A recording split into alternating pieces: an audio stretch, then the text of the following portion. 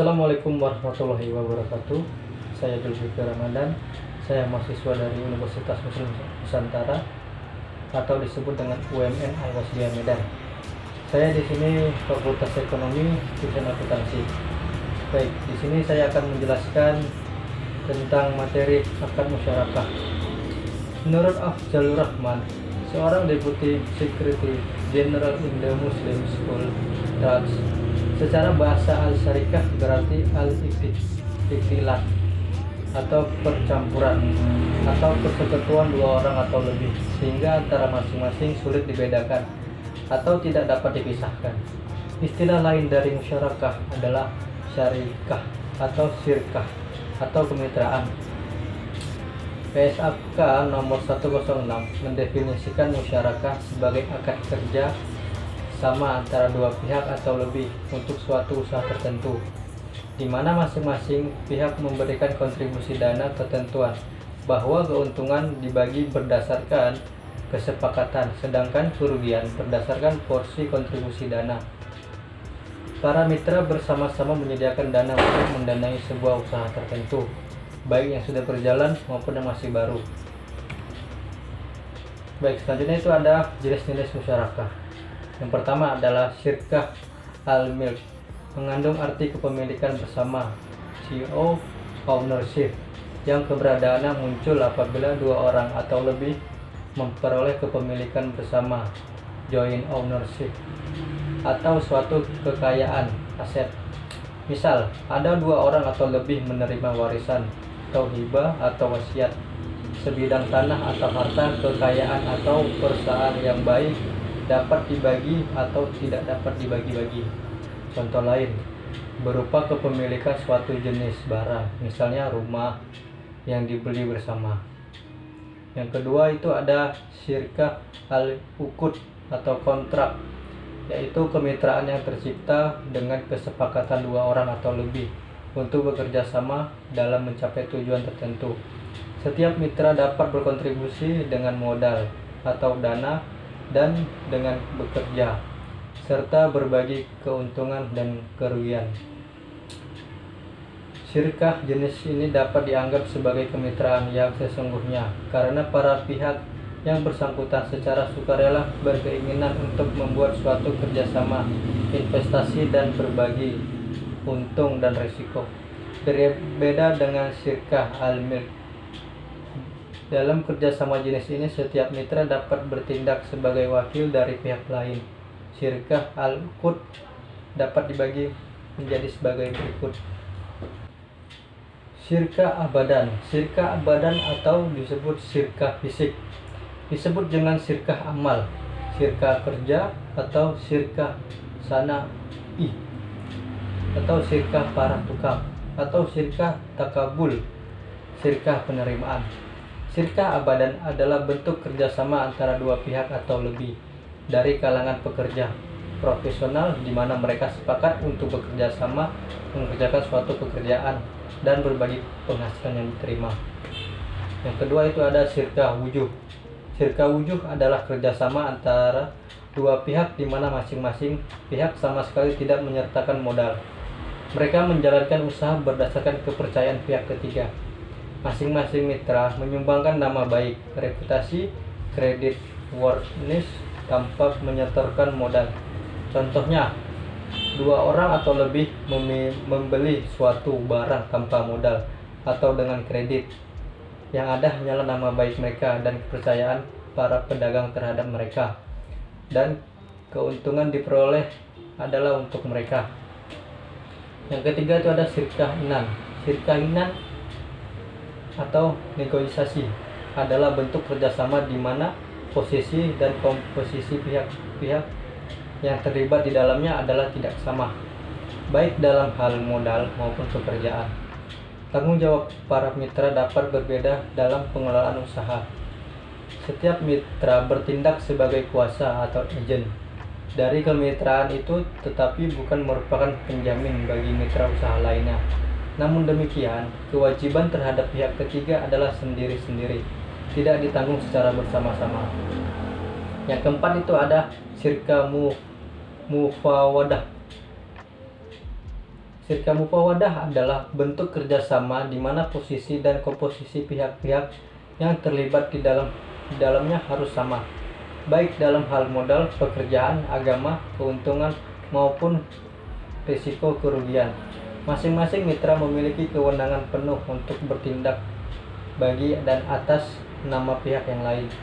Konsekuensinya, setiap mitra sepenuhnya bertanggung jawab atas tindakan-tindakan dan komitmen dari para mitra lainnya dalam segala hal yang menyangkut kemitraan. Berdasarkan pernyataan standar akuntansi keuangan PSAK, yang pertama itu ada musyarakah permanen.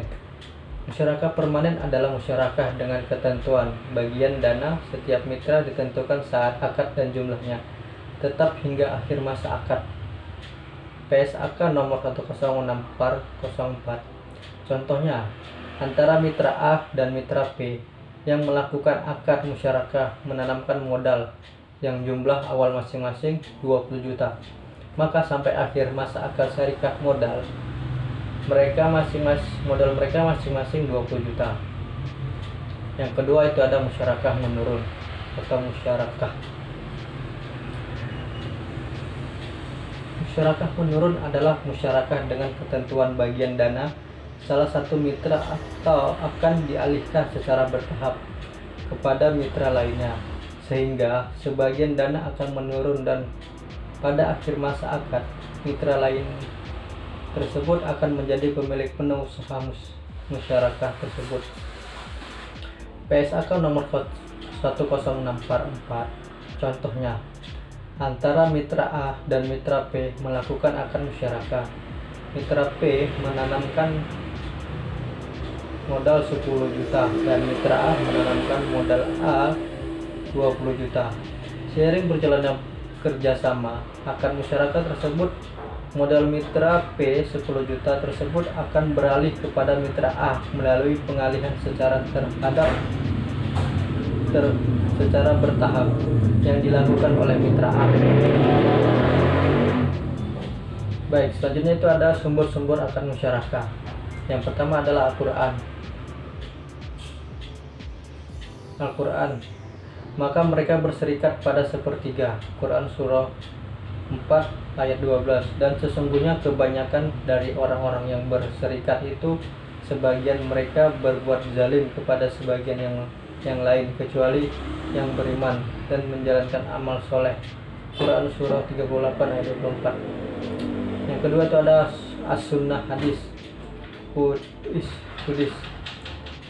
Qudsi. Aku Allah adalah pihak ketiga dari dua orang yang berserikat. Sepanjang salah seorang dari kedua tidak berkhianat terhadap lainnya. Apabila seorang berkhianat terhadap lainnya, maka aku keluar dari keduanya. Hadis riwayat Abu Daud dan Al-Hakimi dari Abu Hurairah. Pertolongan Allah tercurah atas dua pihak yang berserikat sepanjang keduanya tidak saling berkhianat. Hadis riwayat Muslim. Berdasarkan keterangan Al-Quran dan hadis tersebut, pada prinsipnya seluruh ahli fikih sepakat menetapkan bahwa hukum musyarakah adalah mubah, meskipun mereka masih mempersulitkan keabsahan hukum dari beberapa jenis akad musyarakah. Selanjutnya itu ada rukun dan ketentuan syariah dalam akad musyarakah. Prinsip dasar yang dikembangkan dalam syariah adalah prinsip kemitraan dan kerjasama antara pihak-pihak yang terkait untuk mencapai keuntungan bersama. Unsur-unsur yang harus ada dalam musyarakah atau rukun musyarakah ada 4, yaitu pertama ada pelaku, terdiri dari atas mitra. Yang kedua itu ada objek musyarakah berupa modal dan kerja. Yang ketiga itu ada ijab qabul atau serah terima. Yang keempat itu ada nisbah atau keuntungan. Ketentuan syariah itu ada 2. Yang pertama pelaku. Para mitra harus cakap hukum dan balik. Yang kedua itu ada objek musyarakah. Objek musyarakah merupakan suatu konsekuensi dengan dilakukannya akad musyarakah, yaitu harus ada modal dan kerja. Yang ketiga itu ada ijab qabul, adalah pernyataan dan ekspresi saling rida atau rela di antara pihak-pihak pelaku akan yang dilakukan secara verbal, tertulis, melalui korespondensi atau menggunakan cara-cara komunikasi moderat. Yang keempat itu ada nisbah. Berikut adalah berakhirnya akad musyarakah. Akad musyarakah akan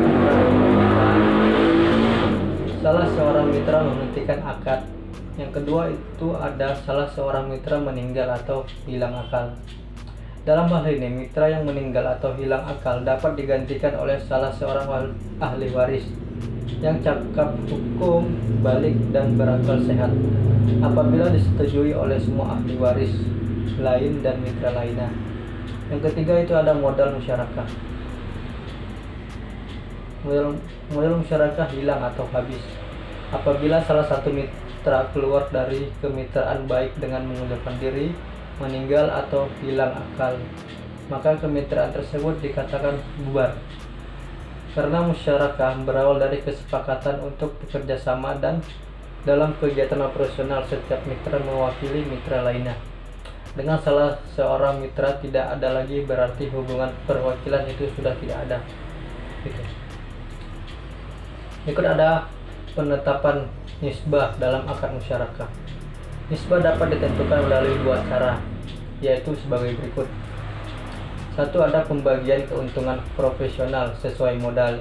Dengan cara ini, keuntungan harus dibagi di antara para mitra secara proporsional sesuai modal yang disetorkan, tanpa memandang apakah jumlah pekerjaan yang dilaksanakan oleh P sama ataupun tidak sama. Apabila salah satu pihak menyetorkan modal lebih besar, maka pihak tersebut akan mendapatkan proporsi laba yang lebih besar. Jika para mitra mengatakan keuntungan akan dibagi di antara kita, berarti keuntungan akan dialokasikan menurut porsi modal masing-masing mitra. Yang kedua itu ada pembagian keuntungan tidak profesional dengan modal. Dengan cara ini, dalam penentuan nisbah yang dipertimbangkan bukan hanya modal yang disetorkan, tetapi juga tanggung jawab, pengalaman, kompetensi, atau waktu kerja yang lebih panjang. Ibnu Qudamah mengatakan, pilihan dalam keuntungan dibolehkan dengan adanya kerja, karena seorang dari mereka menginginkan lebih ahli dalam bisnis dari yang lain, dan ia mungkin lebih kuat ketimbang yang lainnya dalam melaksanakan pekerjaan. Karenanya, ia diizinkan untuk menuntut lebih bagian keuntungannya. Berikut adalah perlakuan akuntansi PSAK 0106. Perlakuan akuntansi untuk transaksi musyarakah akan dilihat dari dua sisi pelaku, yaitu mitra aktif dan mitra pasif. Yang dimaksud mitra aktif adalah pihak yang mengelola usaha musyarakah, baik mengelola sendiri ataupun menunjuk pihak lain untuk mengelola atas namanya. Sedangkan mitra pasif adalah pihak yang tidak ikut mengelola usaha, biasanya adalah lembaga keuangan. Mitra aktif adalah pihak yang bertanggung jawab untuk melakukan pengelolaan, sehingga mitra aktif yang akan melakukan pencatatan akuntansi, atau jika dia menunjuk pihak lain untuk ikut mengelola usaha, maka pihak tersebut yang akan melakukan pencatatan akuntansi. Pada hakikatnya, pencatatan atas semua transaksi usaha musyarakah harus dipisahkan dengan pencatatan lainnya. Untuk memudahkan ilustrasi, kami akan mencatat transaksi usaha musyarakah seolah-olah ditunjuk pihak lain untuk melakukan pencatatan akuntansi, walaupun pencatatan masih di bawah tanggung jawab mitra aktif. Pengertian contoh akuntansi mitra aktif dan mitra pasif. Pengakuan investasi musyarakah. Investasi musyarakah diakui pada saat penyerahan kas atau aset non kas untuk usaha musyarakah. Yang kedua itu biaya praakad. Biaya praakad yang terjadi akibat akad musyarakah, misalnya biaya studi kelayakan, tidak dapat diakui sebagai bagian investasi musyarakah kecuali ada persetujuan dari seluruh mitra musyarakah. Jurnal untuk mitra aktif pada saat mengeluarkan biaya itu ada daftar uang muka akad berada di debit, sedangkan kasnya itu berada di kredit. Apabila mitra lain sepakat biaya ini dianggap sebagai bagian investasi musyarakah, maka dicatat sebagai penambah nilai investasi musyarakah. Jurnalnya itu sebagai berikut. Investasi musyarakah itu berada di kredit, sedangkan uang muka akad berada di debit. Yang ketiga itu pengukuran investasi musyarakah. Penyerahan kas atau aset non-kas sebagai modal untuk investasi musyarakah. Contohnya itu seperti ini. Apabila investasi dalam bentuk kas akan dinilai sebesar jumlah yang diserahkan, maka jurnalnya itu investasi musyarakah kas berada di debit, sedangkan kas berada di kredit.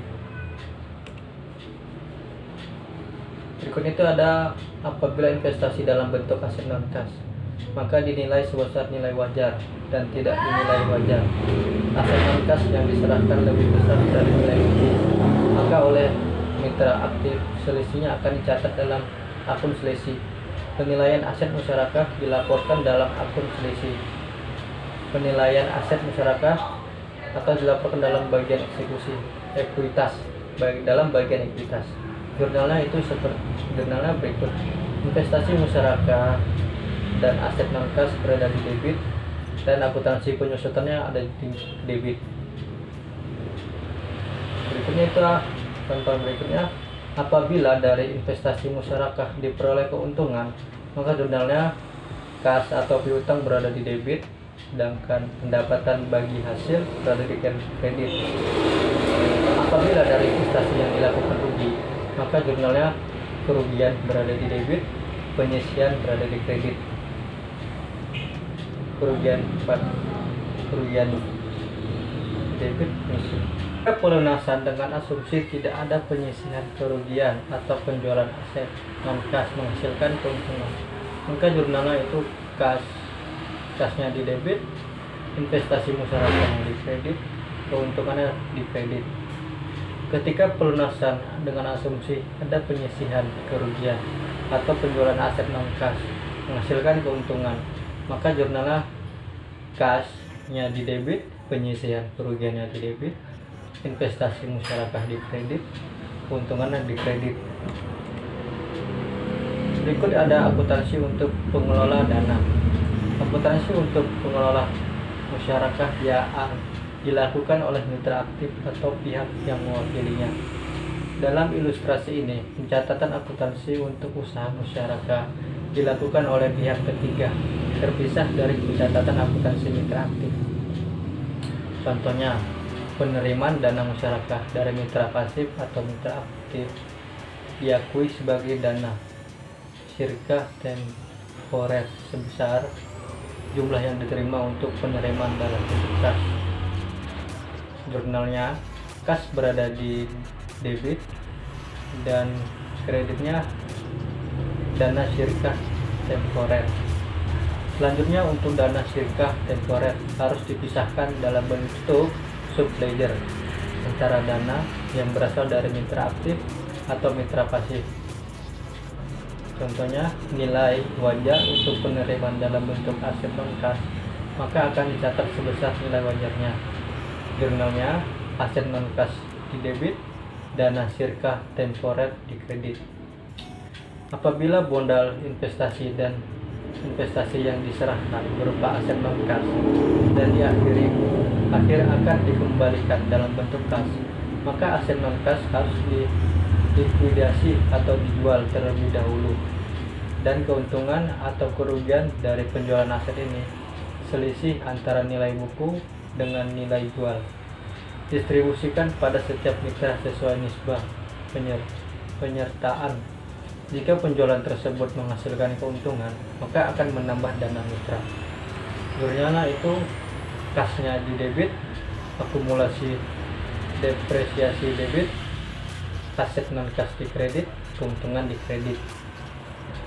Jika keuntungan tutup ke dana sirka temporer, jurnalnya keuntungan di debit, dana sirka temporer di kredit. Jika penjualan tersebut menghasilkan kerugian, akan ditagih kepada mitra, maka jurnalnya kas di kredit, akumulasinya di kasnya di debit, akumulasinya di debit, penyisihan kerugian debit, aset non kas kredit. Ketika pelunasan asumsi tidak ada penyisihan kerugian dari penjualan aset non kas mengalami keuntungan, maka jurnalnya dana sirka temporer debit, kasnya di kredit.